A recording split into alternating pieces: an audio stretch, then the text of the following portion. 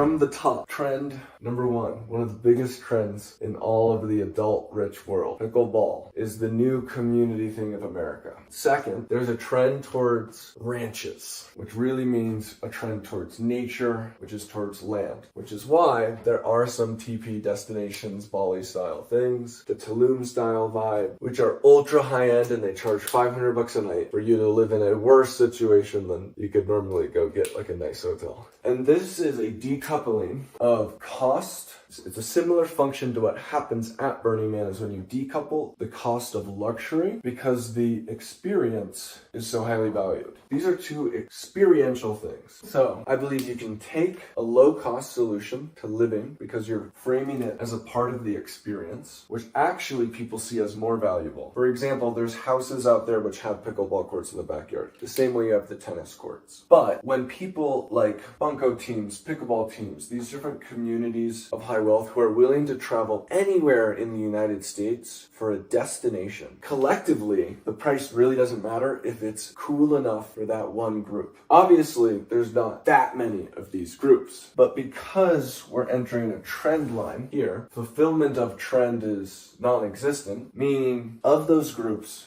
you would need to reach not that many to book out for a full year. Pickleball is a requirement of 4 people. And what's interesting is that pickleball people like playing with new pickleball people. So in a typical situation, proximity is negative. You can charge more by having more seclusion. So in a typical, building something that's supposed to be in the retreat category, which is another trend of people going on retreats, which is a mix of the community trend and the ranch land trend. That's where court. Now this definitely isn't the final layout. Maybe it looks better if you have the courts structured differently, like in that. But this could even serve for a hyper pickleball family for the most valuable experience buy in existence. Do you know what that is? Marriage.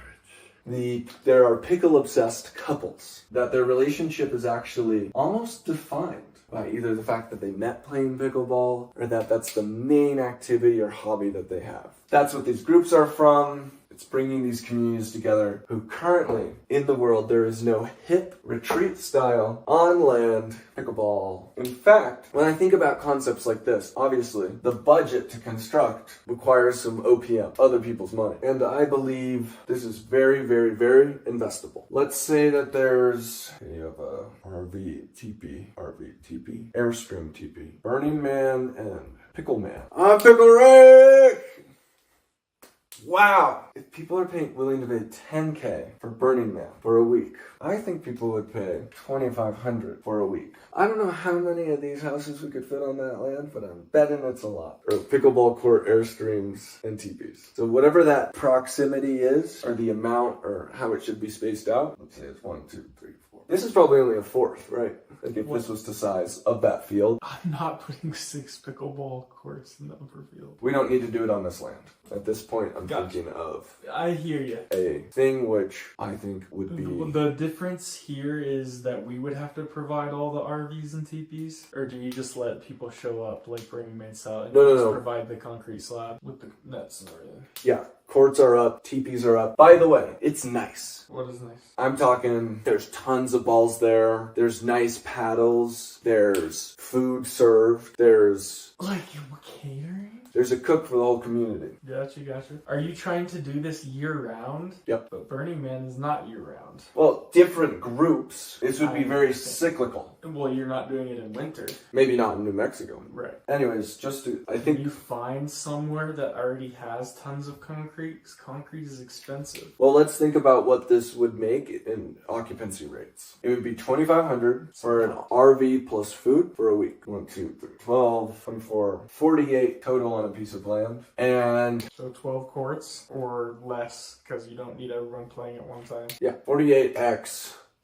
8 to 10 courts. 2,500 times 52, 100K. It would be $5 million a year in full occupancy. And what does it cost to build 12 courts? 120K? Like 20K a court. 240K. How much is an Airstream? It depends. One you could just plop up there, probably like 30 to 40K each. What the video cut out on was prior to the costing, which is where we realized, for example, for a 48 Airstream 12 court place. The cost of that is $2 million for the Airstreams, $250K for the courts. Then we want to have $500K go into amenity design, custom paddles. We're going to make it look very amazing. There should be a great communal area, and that'll be one of the reasons people pay $2,500 is it's all inclusive. Like, there's no transactions once you get in, and you're good to go. So some kitchen equipment, some rough costings. There's going to be a running cost. I think the running cost might be $500K to $1 million, which leaves a net yearly profit of $4 million, which is an insane, like, there's no real estate plays in that category at the end of the day. Beyond just what building one will be for as a company mission is Pickleman or Picklecult. You can do some branding research. Man down is to be turned into instant franchise. A lot of the pickleball courts today are getting built by local people. It's a very, I want to invest in a pickleball court. Like, I love pickleball. So it's a perfect thing for quick scaling through actual other entrepreneurs. And having other entrepreneurs and that entrepreneurial spirit means our brand is the most important thing. That means we don't need a strict framework on how to build this. Someone might want to build a version where people can live full time. And so we're not going to require standard living quarters if they want to do tiny houses, if they want to do something then an Airstream, that's up to them. But really the main thing that we're giving is the brand, because we're going to be a viral franchise. The Bananas team, Savannah Bananas, selling out stadiums. Have you seen that? Mm-hmm. That's crazy. They took a thing, changed a bit, and now more popular than the real baseball. More popular than the MLB. Doesn't make any money.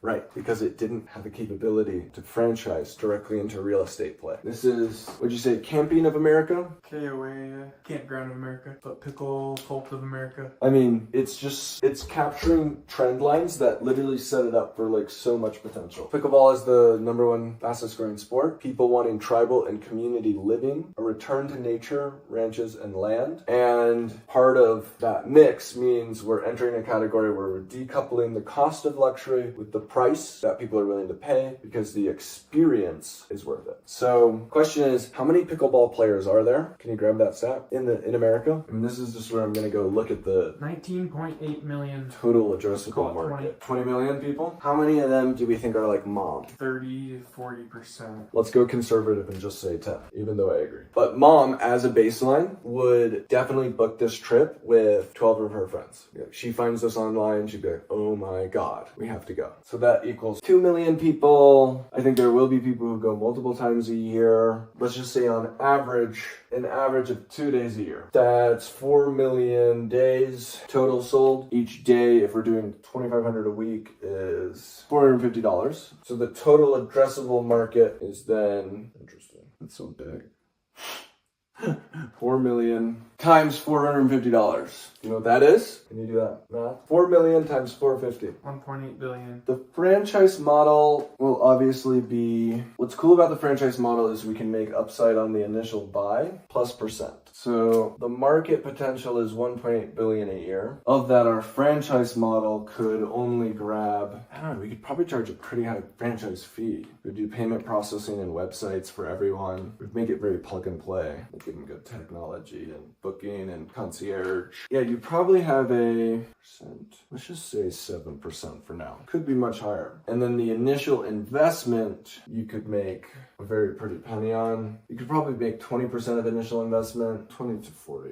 Okay, then we have 4 million divided by 365. That's the total. Wow. 4 million days a year of bookings means you need, how many rooms is the divided by 365? How many beds? Was that 10,000 roughly? Which would make a total number of 50 beds on average per 200. America could sustain 200 total Picklecult / Pickleman. Which makes a lot of sense. The math, this feels good. That feels like a very reasonable number. How many KOAs are there? KOA is Campground of America. Yeah, over 500. So obviously you're not trying to replace every KOA with one. No, over 500. And what's like the average amount of spots at a KOA? I think they vary a lot. I'll look it up. Some having as few as 75 to 90, while some are larger. Seems like a lot. 75 to 90. Yep, that is a lot. So that's like 5 times the total market size we put on these retreats. Now, of course, this doesn't need to stay pickle retreat. Like the blueprint could go into paddle, you know. But I think starting with Pickle Smart as the first venue. Now just let's imagine, I think the most easiest thing to imagine is that we can get 200 franchisees. The goal is to get 200. The first one we can for sure make very viral. That first property, meaning from property creation to potential 200 franchises. I think that can happen in a year time. Upfront cost wise, if we can make 20% of the upfront cost, well, there's got to be some math wrong. How would 200 franchises make 1.8 billion a year? I guess it's not wrong. What is your booking rate? 100%?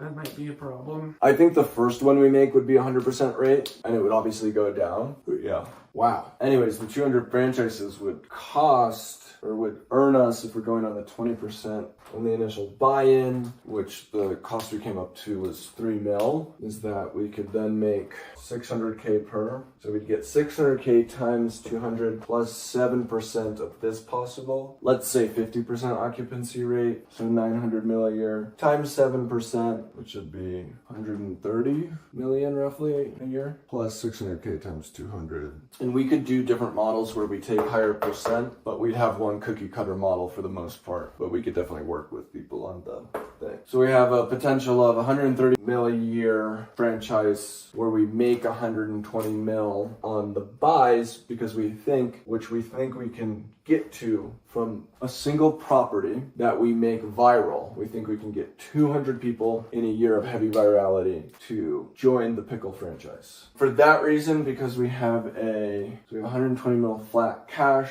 103 mil a year, which really is, this business could definitely, it's a perfect IPO type of business. I think it could easily be a 10x rev on IPO. Obviously, we'd make a lot of our upfront money as it scales because we get that 120 mil off the bat. The recurring is, year one is the development of all those things, and 2. Okay, so the business could be worth 1.2 billion if we get 200 properties from that initial viral property, which we have a base cost of infrastructure of 3 mil. Obviously, the first property is the most de-risked because it's building the niche. The question is, does this scale to 200 properties or does the model need to change? That's why we're being more loose with the franchising, is because we want to let the counterparty make some of that decision process, whether they're going to go even higher end or lower end, not super low end. Of course, as a franchise, you'd need to have good conditions. Maybe there would be different tiers. We'd actually give them stars like our own hotel chain. 3-star Picklecult. Really, that just depends on how much money they put into it. But I would also say if we want to guarantee virality of that first property to warrant the 200, that we're gonna want to spend 1.5 mil, which is like a fuck ton to spend on viral creators. Like just paying every single big pickleball person to come to our Picklecult. I mean, everyone in pickleball will know about it, and it will be fully booked out, and it will sell the rest of the franchises. So a total of 4.5 mil is the startup cost. I think we would be willing to give up initial valuation. Let's say if there's a 1% chance that we pull this off, there's a 10% chance it's worth 120 million. I think it's a 1%. Yeah, it's interesting.